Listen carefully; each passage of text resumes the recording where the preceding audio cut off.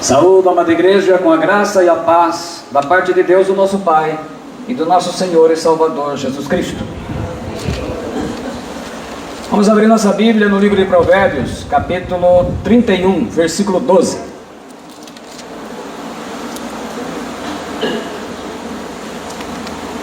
O tema da palavra do Senhor desta noite: a mulher virtuosa em tempos difíceis. Provérbios 31, a partir do versículo 12, para a glória do Pai, do Filho e do Espírito Santo. Diz assim o texto da palavra do Senhor: mulher virtuosa, quem a achará? O seu valor muito excede ao de rubis. O coração do seu marido está nela confiado. Assim ele não necessitará de despojo. Ela só lhe faz bem e não mal todos os dias da sua vida. Busca lã e linho e trabalha de boa vontade com suas mãos. Como navio mercante, ela traz de longe o seu pão. Levanta-se mesmo à noite para dar de comer aos da casa e distribuir as tarefas das servas. Examina uma propriedade, adquire, planta uma vinha com o fruto das suas mãos.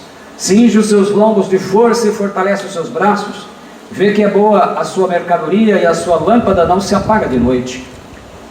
Estende as suas mãos ao fuso e as suas mãos pegam na roca. Abre a sua mão ao pobre e estende as suas mãos ao necessitado. Não teme a neve na sua casa, porque toda a sua família está vestida de escarlata. Faz para si cobertas de tapeçaria. Seu vestido é de seda e de púrpura. Seu marido é conhecido nas portas. Assenta-se entre os anciãos da terra. Faz panos de linho fino e vende-os, e entrega cintos aos mercadores. A força e a honra são seu vestido, e se alegrará com o dia futuro. Abre a sua boca com sabedoria, e a lei da beneficência está na sua língua.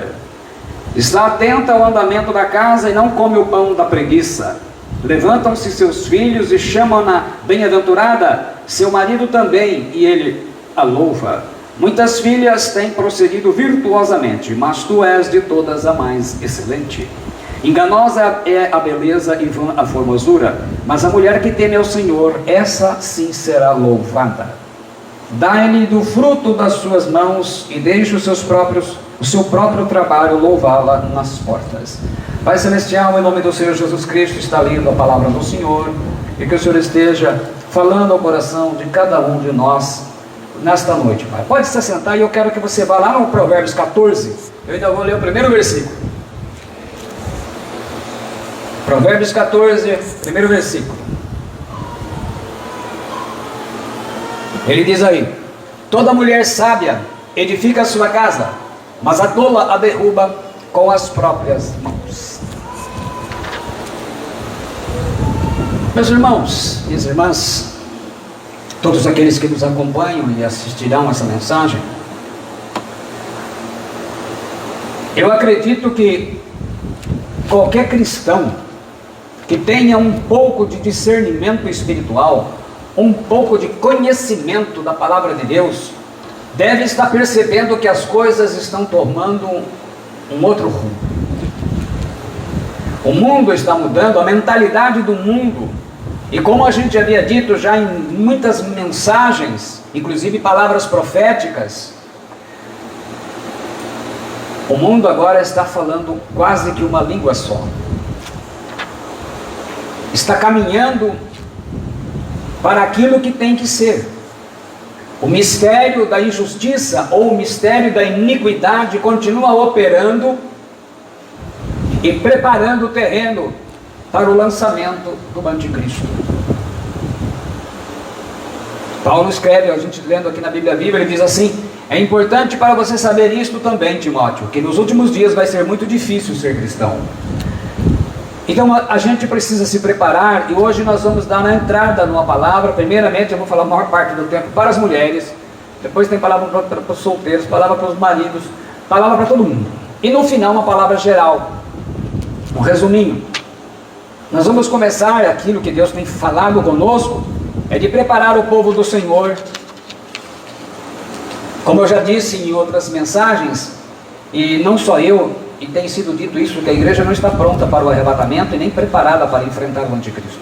Então a gente precisa fazer isso. E a responsabilidade do pregador é pregar, é ensinar, é deixar de apegos terrenos e estar ministrando a palavra do Senhor. E eu agradeço, inclusive, na internet, eu nunca tive tanta gente assistindo os vídeos, né? Tem mensagem minha lá que já passou de 2.700 visualizações, outras com mais de 500. Então assim, eu não tenho isso de seguidor, mas as mensagens, elas estão alcançando o mundo. E no Twitter também, a gente tem colocado diversos tipos de matéria para inserir mensagens espirituais no meio. De todas as formas, nós temos utilizado as ferramentas que Deus tem dado à igreja para pregar o Evangelho, para ministrar a palavra do Senhor e preparar aqueles que amam o Senhor. Mais do que nunca, é importante falar sobre o papel que Deus deu à mulher em relação à família. E para isso Deus levantou mulher sábia, que é a mulher virtuosa. A mulher sábia é a mulher virtuosa, a mulher virtuosa é a mulher sábia. E é interessante que ele dá a essa mulher, ela é solteira, e depois ela vai se casar.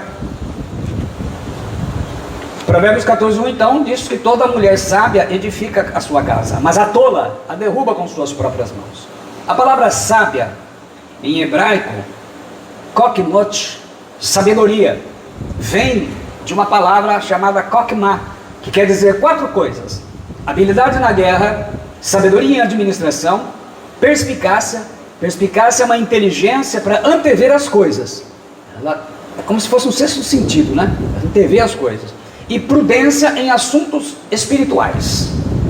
Então, basicamente é isso que o autor sagrado, ele vai falar em Provérbios. Edifica, a palavra hebraica baná quer dizer construir uma casa, quer dizer, estabelecer uma família. É o desejo sempre grande na mulher de se casar, ter filhos e construir uma família. Então isso está nela, né? Depende do homem, enrola bastante, então a mulher pressiona, e isso está nela, porque Deus colocou isso. Significa edificar, é levantar uma construção segundo um plano estabelecido. Então quando a mulher, ela é uma mulher virtuosa, uma mulher sábia, ela é essa mulher que teme ao Senhor, então ela vai conduzir a sua casa no temor do Senhor. Isso significa estabelecer, que é criar, instituir, criar os filhos. Basicamente, a criação dos filhos sempre fica com a mãe. Quer dizer, restaurar, reconstruir. Então muitas vezes o casamento está acabando, a mulher sábia, ela bate até reconstruir esse casamento. E ele diz aqui a tola, a palavra tola em hebraico é ivelet. Ivelet quer dizer uma mulher insensata, como traduz a revista atualizada, quer dizer, é uma mulher que ela não tem bom senso para agir. Ela é meia, ou segundo a palavra, é louca, quer dizer, ela é fora da razão normal. Ela faz as coisas de uma maneira sem pensar, uma pessoa sem juízo. E fala com as suas próprias mãos, derruba. A palavra haras em hebraico quer dizer demolir, derrubar, arruinar, destruir, quebrar. Não é à toa que a maior parte dos divórcios hoje são solicitados pelas mulheres. Ele fala da mulher virtuosa. A palavra carril em hebraico, que é virtuosa, quer dizer poder e força como um exército. Então Deus capacita esta mulher com uma força extraordinária. É aquela que tem habilidades. Então Deus supre esta mulher com habilidades, porque ela tem uma função específica, que vem da palavra kol, em hebraico, que significa trabalhar, dançar, suportar dor e angústia. E as mulheres levam isso ao sério, porque se você pegar uma mulher que ficou, por exemplo, gripada, dá 10 injeções nela, ela levanta, vai, lava, passa, cozinha, cuida dos filhos. Agora faz isso com um homem. Ele pega um dia de atestado e fica na cama. Não é? É a força. Isso se você convencê-lo a tomar injeção. Só Deus na causa, né? Infelizmente. A mulher sábia é a mulher virtuosa que nós acabamos de ler. Aí no versículo 10 ele fala assim: mulher virtuosa, quem a achará? O seu valor muito excede ao de rubis. O rubi mais caro que eu encontrei é um birmanês chamado Sunrise Ruby. Estabeleceu um novo recorde mundial em 2015, quando foi vendido por 30 milhões $242 mil. Hoje seria mais de 161 milhões de reais. Então, o autor sagrado está dizendo que uma mulher virtuosa vale muito, muito, muito mais, porque ela tem um projeto, um propósito, dentro do projeto de Deus, que é a família. No versículo 11 ele fala: o coração do seu marido está nela confiado, assim ele não necessitará de despojo. O marido confia nela, não precisa ter ciúmes. O orçamento da família não será comprometido, porque ela sabe gastar bem o dinheiro da família. Essa é a mulher sábia, ela tem controle. Versículo 12 fala: ela só lhe faz bem, não mal, todos os dias da sua vida. Ela lhe faz bem, então ela, entre outras coisas, ela não gasta dinheiro à toa, ela não é esbanjadora, é uma mulher que sabe fazer economia, ela é uma mulher fiel, ela não vai trair o seu marido, ela é uma mulher que ele sabe que não há problemas que ela não vá conseguir ajudá-lo a resolver. Versículo 13, ele fala: busca lã e linho, e trabalha de boa vontade com suas mãos. A mulher sábia, virtuosa, ela é habilidosa, ela vai trabalhar, ela vai aprender a se virar com tudo, um pouco de cada coisa ela vai se virar, com tecido, enfim, ela vai procurar sempre atender às necessidades da sua casa com boa disposição. No versículo 14, como navio mercante, ela traz de longe o seu pão. As mulheres virtuosas hebreias, elas percorriam grandes distâncias, na época, a pé, para garantir o melhor alimento para suas famílias. Ela sempre está a garantir a boa comida para a sua família. Ela pesquisa, ela negocia, ela escolhe, ela seleciona. Então ela sempre, especialmente nesses tempos em que é necessário cuidados especiais com a saúde, essa mulher, ela vai tirar de letra o quê? Separar certa alimentação correta para cada um, senão ela vai correr atrás, né? Versículo 15 diz: levanta-se mesmo à noite, para dar de comer aos de casa e distribuir as tarefas das servas. Para garantir que cada dia a comida estivesse preparada para a família, a mulher hebreia, a mulher virtuosa hebreia, ela tinha que se levantar antes do nascer do sol, para começar a trabalhar, o que fazia com muita alegria. Ela não reclamava. Seu planejamento, ela capacitava as empregadas a renderem mais no trabalho. Ela não ficava dormindo até tarde. Ela fazia todas as tarefas com alegria e não reclamando. Então você não ia ver essa mulher reclamando do que fazia, porque fulano não ajudava, porque Bertrano não. Uma mulher virtuosa de Provérbios 31 usa o tempo com sabedoria. Ela trabalha diligentemente para completar as tarefas diárias. Ela não gasta tempo com coisas que não agradam ao Senhor. Então, com certeza, você conversar com uma mulher dessa, tentar conversar assuntos que não edificam, só de discussões, com certeza ela vai pedir licença e vai embora. 31:16, examina uma propriedade e adquire-a, planta uma vinha como fruto de suas mãos. A mulher virtuosa hebreia, ela era habilidosa, era empreendedora para investir e reinvestir o dinheiro da família. Então, era uma mulher que ela tinha essa habilidade. Para esse tempo, uma independência financeira notável no mundo antigo da mulher. Não era uma mulher que ficava reclamando para o marido o tempo todo. Ela não tinha tempo para isso. Ela trabalhava. Versículo 17. Cinge os seus lombos de força e fortalece os seus braços. Ela cuida não só da saúde dela, mas da saúde da família, garantindo alimento adequado, medicação. Ela tinha esse zelo de se preocupar com o estado de saúde de cada um. Essas mulheres, elas não eram frágeis e dondocas, né? Aquelas que precisam sempre dos outros para fazer as coisas para ela, não tem disposição, mas fortes, eram mulheres fortes por causa do trabalho pesado e árduo que elas tinham nasquelas regiões áridas. Versículo 18: vê que é boa a sua mercadoria e a sua lâmpada não se apaga de noite.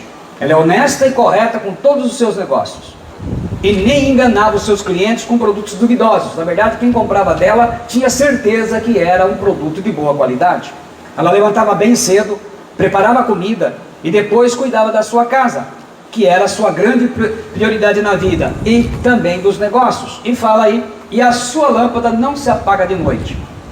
Além de muitas coisas ela acabava tendo que fazer à noite, mas aqui indicava que ela não deixava de arrumar um tempo também para estar com seu marido e assim manter a alegria e a estabilidade do casamento. No versículo 19 diz: estende as suas mãos ao fuso e as suas mãos pegam na roca. As palavras hebraicas pelek e kishor, traduzidos aí como roca e fuso. É uma máquina, né? Tipo tear, de tecer. A haste de pontas afinadas com um fio, que eles enrolavam, e depois de torcido a mão. Então elas trabalhavam com isso. Era o que se tinha para fazer, vamos dizer assim, máquina de tear, né? Um tear que fazia isso, né? O fuso aí é um bastão, né? Um garfo na ponta, que ele segurava onde prendia a lã ou linho, né? Que seriam enrolados no tear, fazendo tecidos, malhas, tapetes. Esses versículos mostram o quê?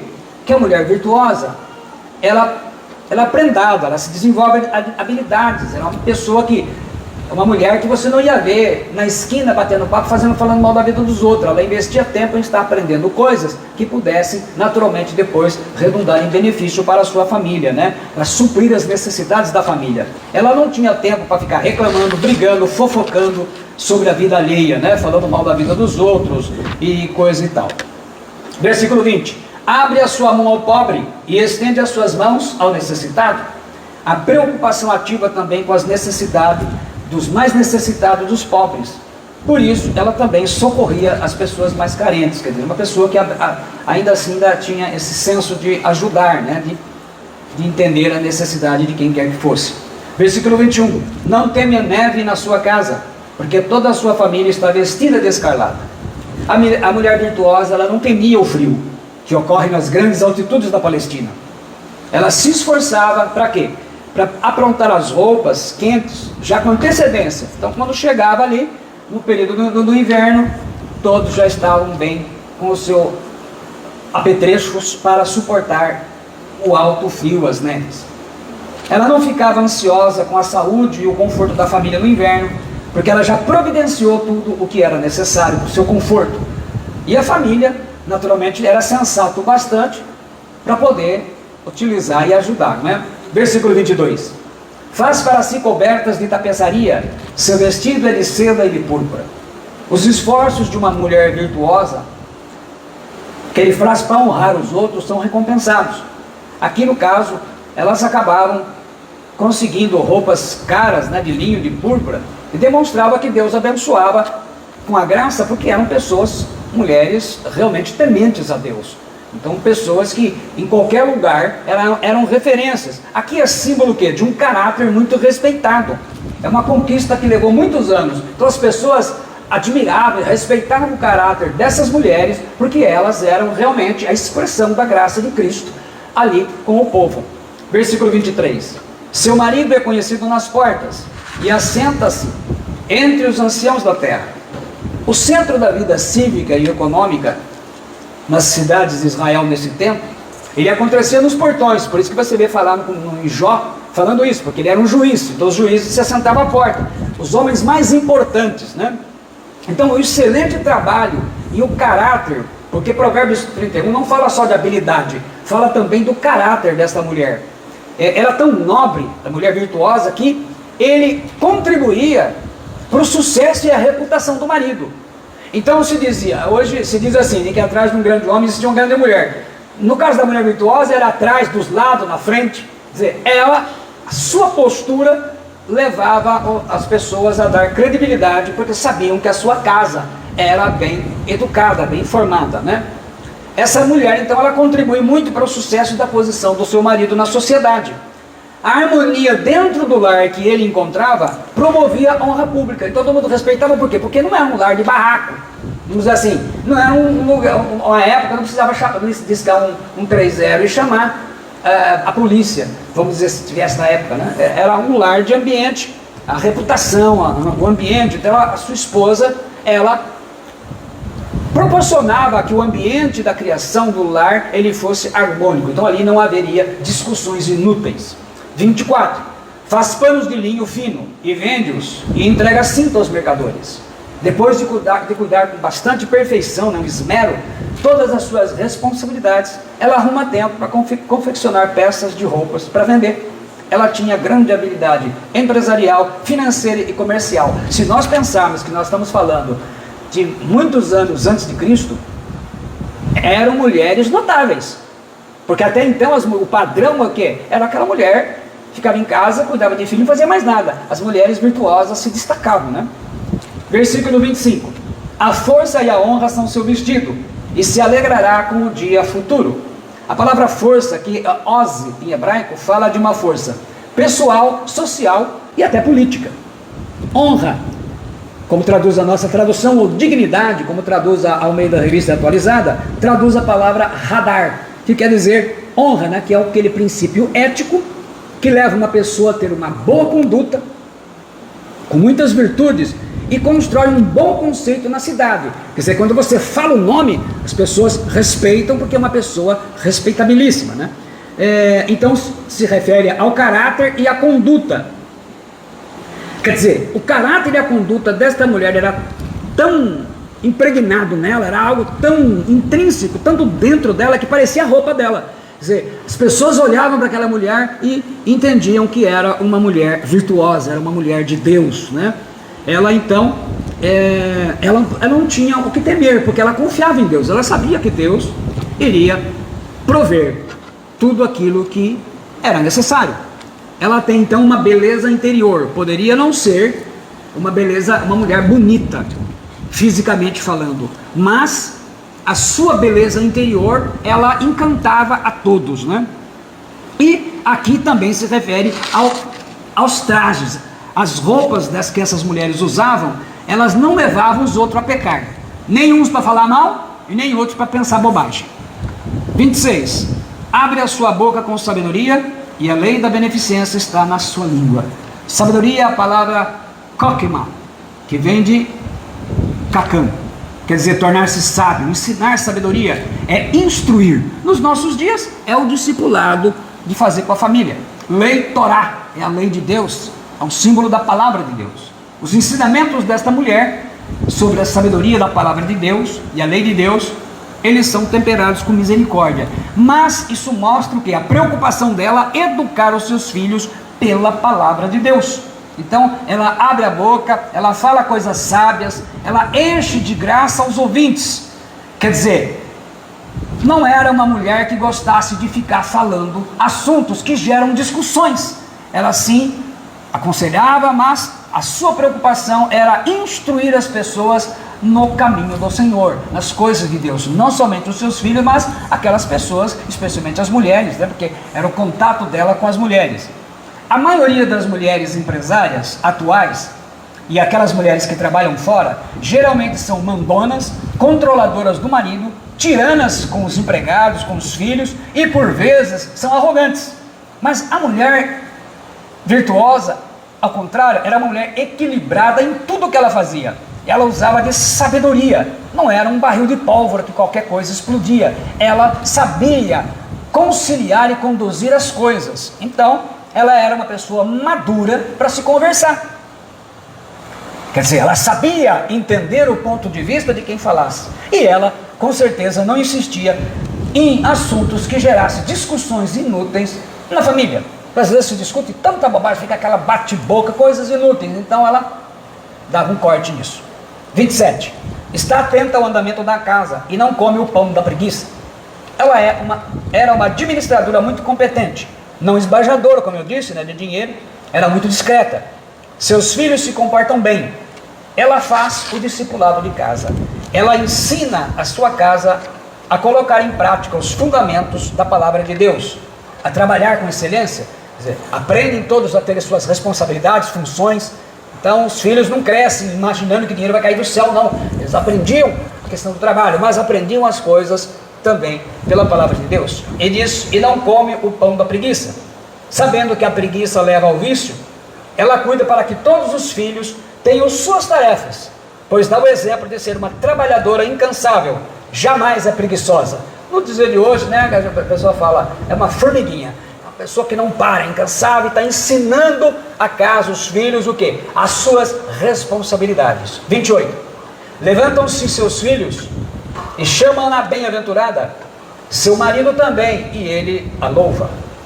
Não pode haver maior alegria para uma mãe do que ter o reconhecimento dos filhos de que ela foi responsável pela fonte de sabedoria que os levou a temer a Deus. E o marido, naturalmente, deve reconhecer e louvar a Deus por isso. Os seus filhos são bem educados, disciplinados. Não uma geração de filhos mimados, que não podem ouvir a palavra não. E muito menos filhos de Belial, que agem como os filhos ímpios. Os filhos de uma mulher sábia, de uma mulher virtuosa, eles vão aprender o correto. 29. Muitas filhas têm procedido virtuosamente, mas tu és de todas a mais excelente. Ela excede todas as outras mulheres, como esposa, mãe, no trabalho e na vida espiritual, que o pessoal entende como religião. É o elogio máximo que se dá, tanto o marido como as pessoas vão reconhecer, talvez não cedo, leva tempo, mas vão reconhecer. Versículo 30. Enganosa é a beleza e vã a formosura, mas a mulher que teme ao Senhor, essa sim será louvada. A beleza, como eu falei, ela é enganosa. A formosura do corpo, do rosto, dos cabelos, irão acabar um dia. Santidade e dignidade são as qualidades responsáveis pelo respeito permanente do bom testemunho, muito mais do que uma beleza de uma mulher. Então, versículo 31, o último: dai-lhe do fruto de suas mãos e deixe o seu próprio trabalho louvá-lo nas portas. Os sucessos e os elogios de gratidão por tudo que ela fez pela família, pela comunidade, pela congregação onde está, o louvor de recompensa. Um dia ele vai chegar, porque Deus vai providenciar. A gente poderia colocar um exemplo de uma mulher virtuosa. Está lá, 2 Timóteo 1,5. Trazendo à memória a fé não fingida que há em ti, Paulo falando a Timóteo, o qual habitou primeiro em tua avó Loide e em tua mãe Eunice, e estou certo de que também habita em ti. O pai era grego, era ímpio. A Bíblia não disse que ele se converteu. Mas Loide, ela ensinou a filha, discipulou sua filha, e isso chegou até o filho Timóteo. Então, quando ele estava desanimado, passando por lutas, ele cobra isso. Então, aqui é um exemplo de mulheres virtuosas.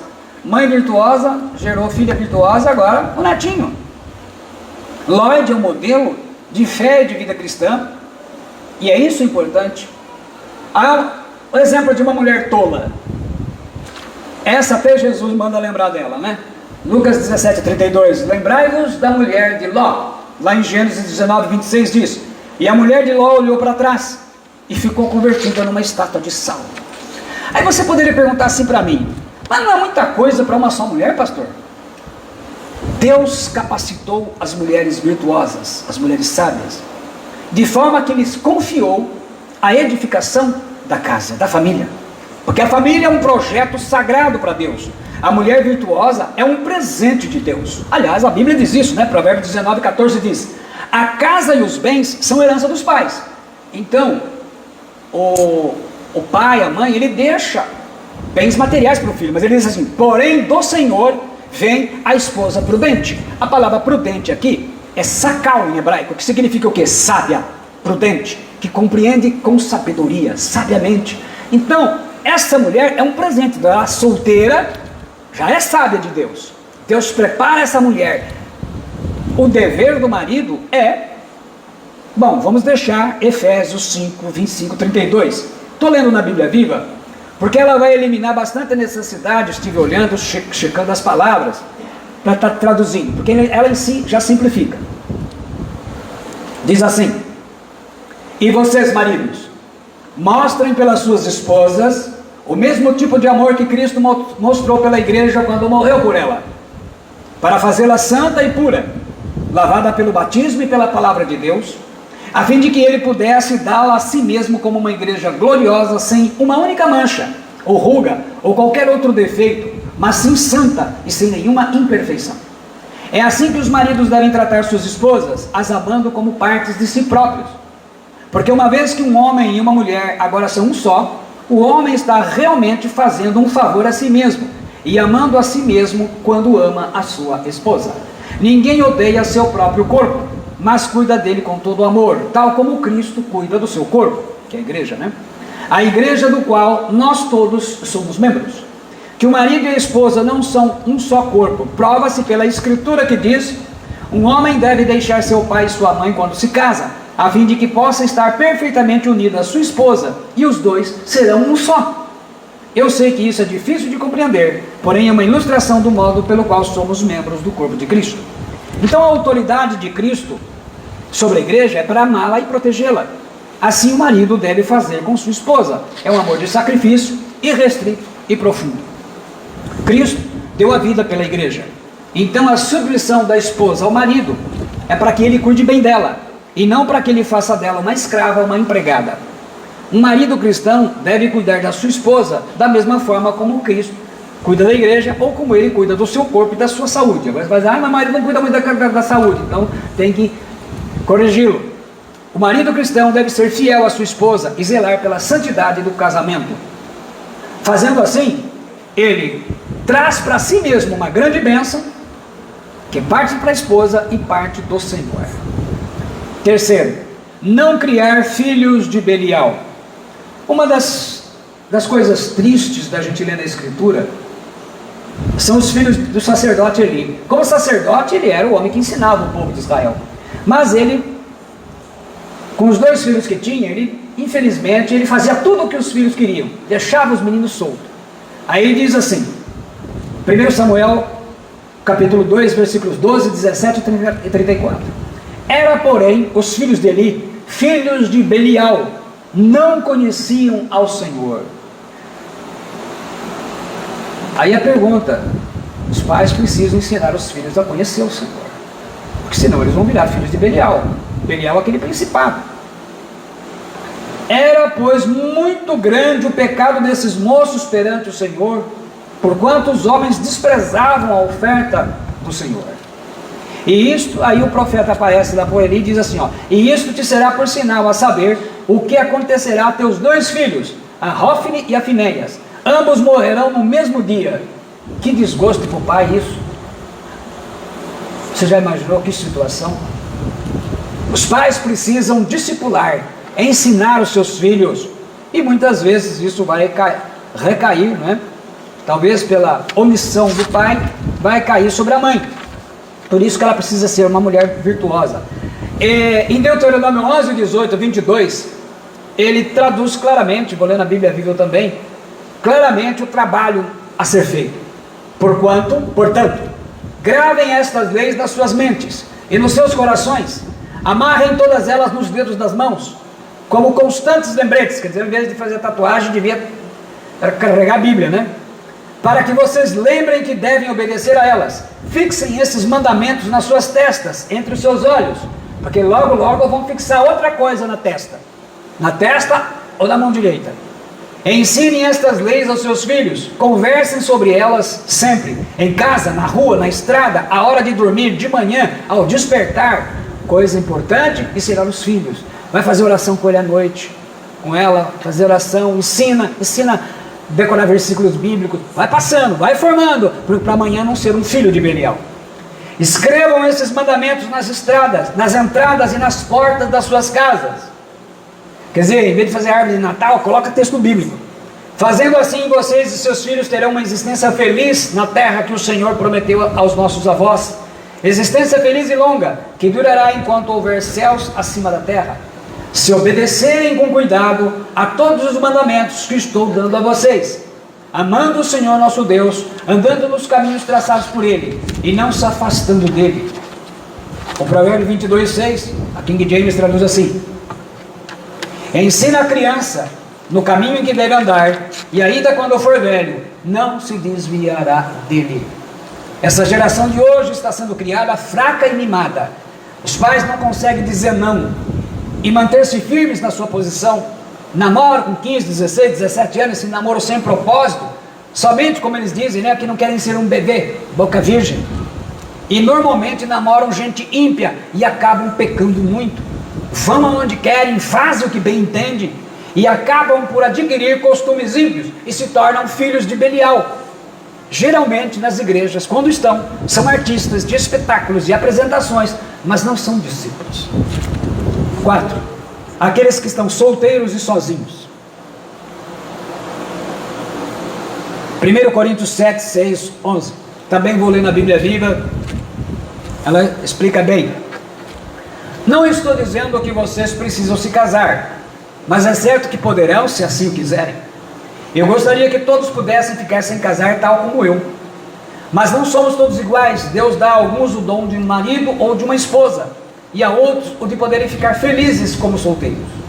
Assim digo àqueles que não são casados e às viúvas: é melhor que fiquem sem se casar, se puderem, tal como eu. Entretanto, se não puderem controlar-se, sigam assim adiante e casem-se. É melhor casar-se do que arder em desejo. Está falando aqui de pecar mesmo, né?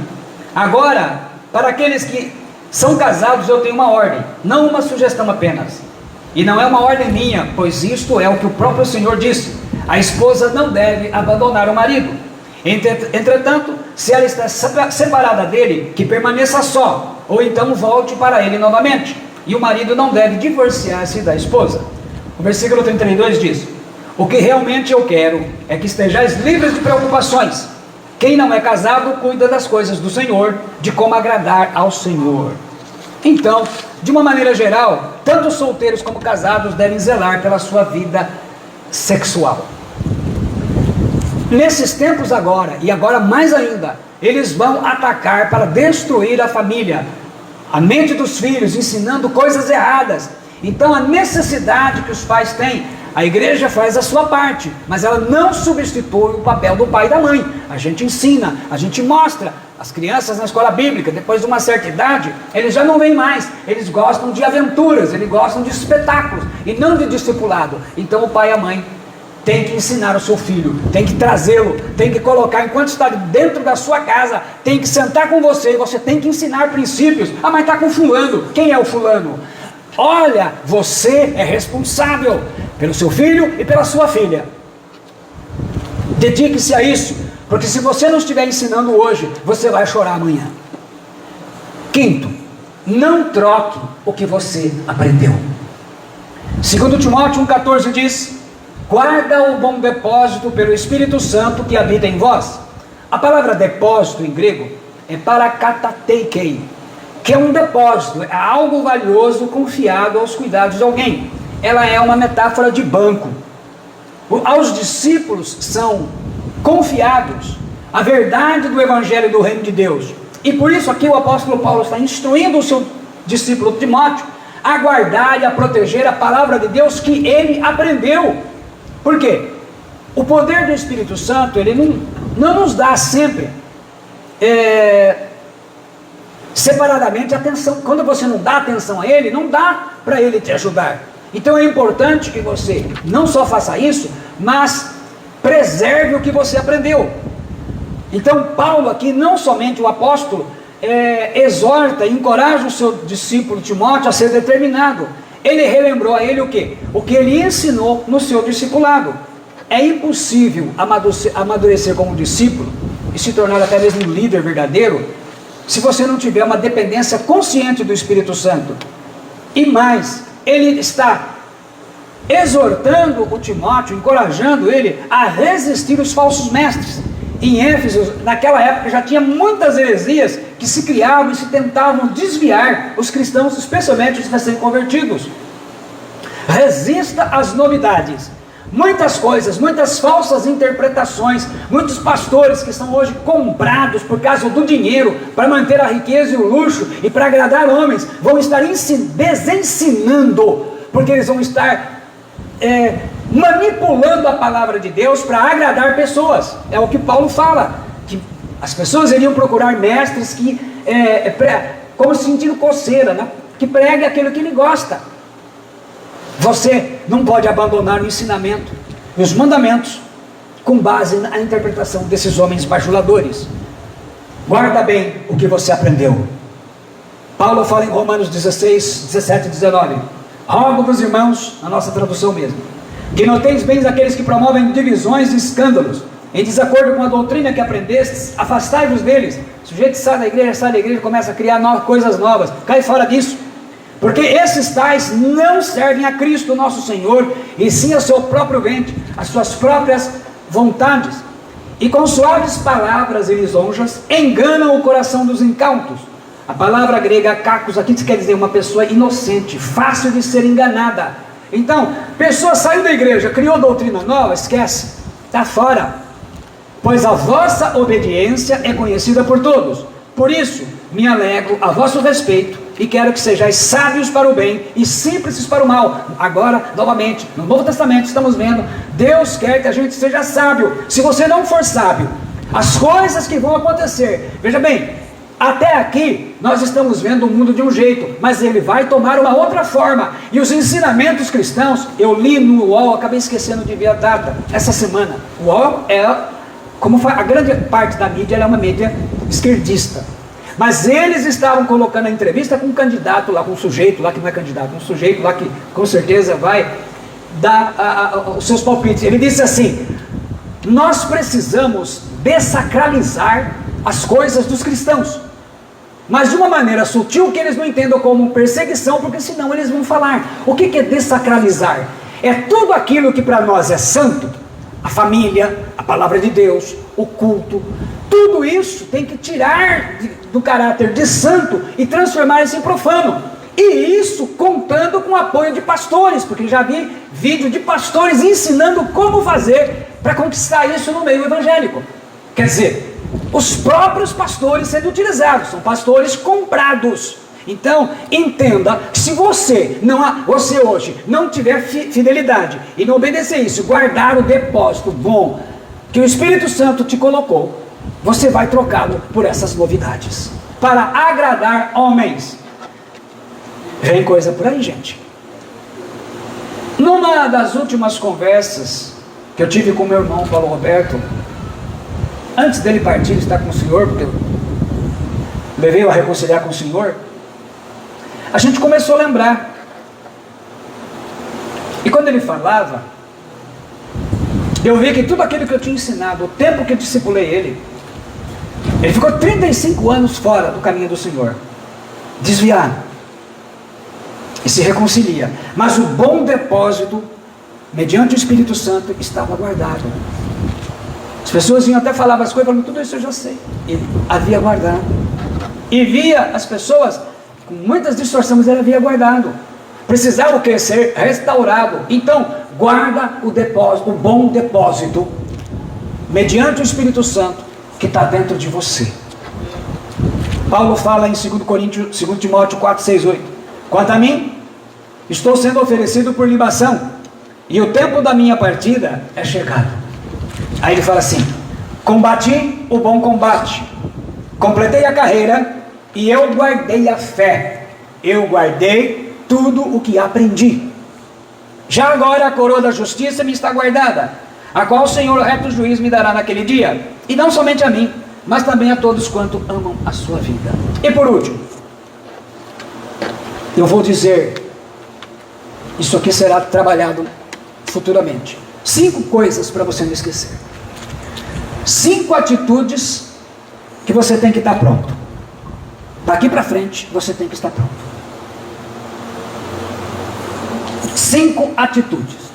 Primeiro, não tenha por modelo políticos e nem cristão rico. Tiago 5, 10, 11 diz assim: irmãos, tomai por modelo no sofrimento e na paciência os profetas, os quais falaram em nome do Senhor. Eis que temos por felizes os que perseveraram firmes. Tendes ouvido da paciência de Jó, e viste que fim o Senhor lhe deu. Porque o Senhor é cheio de eterna misericórdia e compassivo.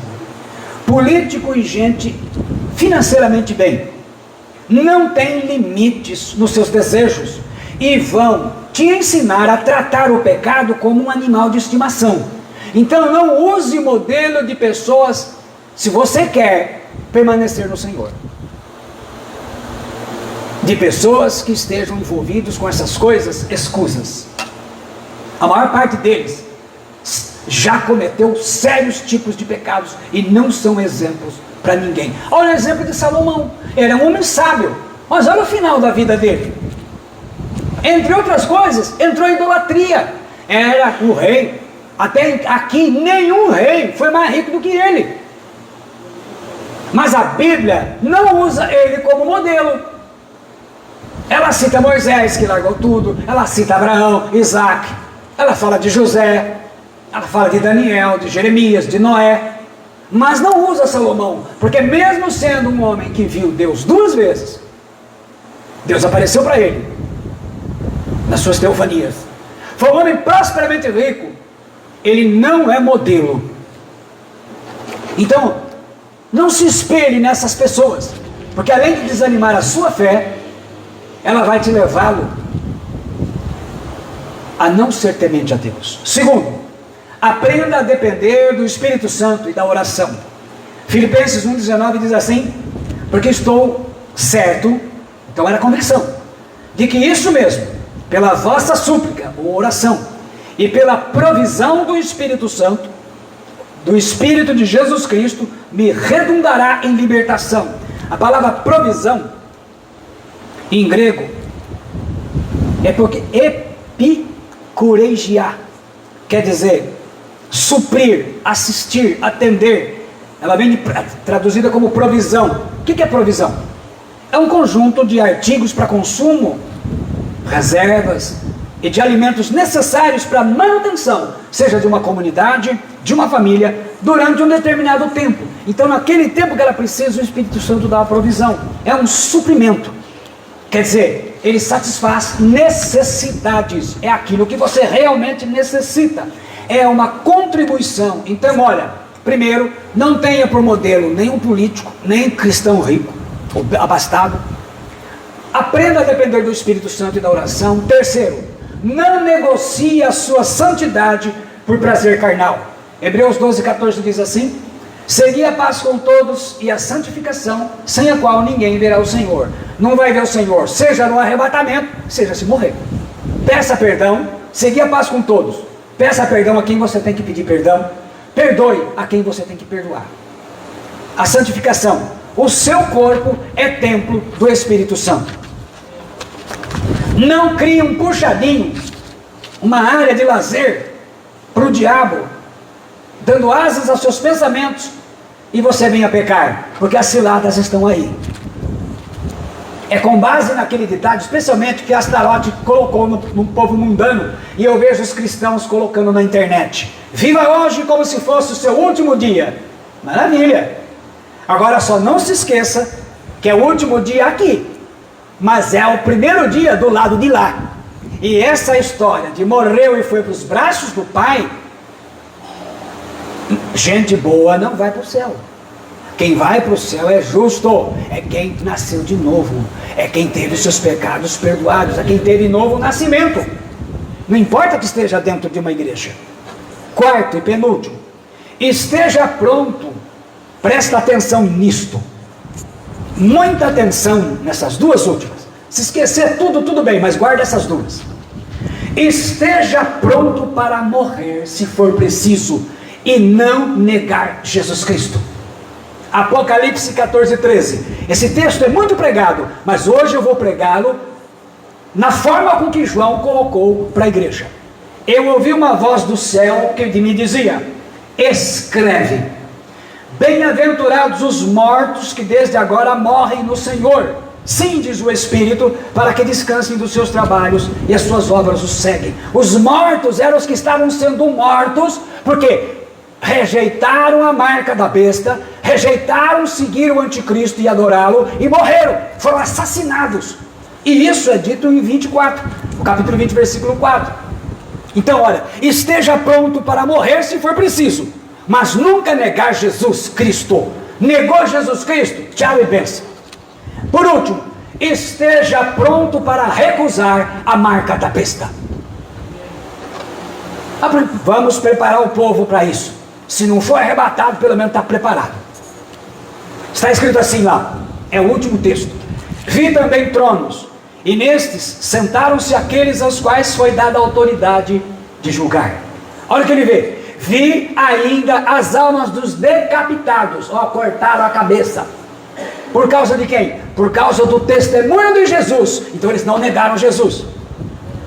Nega Jesus e recebe a marca, e você vai ser próspero e abençoado. Não nego, vou cortar a tua cabeça, pode cortar. Bem como por causa da palavra de Deus, tantos quanto que não adoraram a besta, nem tampouco a sua imagem, olha, e não receberam a marca na fronte, testona, e na mão direita, e viveram e reinaram com Cristo durante 1000 anos. Então, é esta a palavra. Seja sábio. Os tempos difíceis agora vão ficar mais difíceis. Mas é necessário. O mistério da iniquidade está operando, preparando.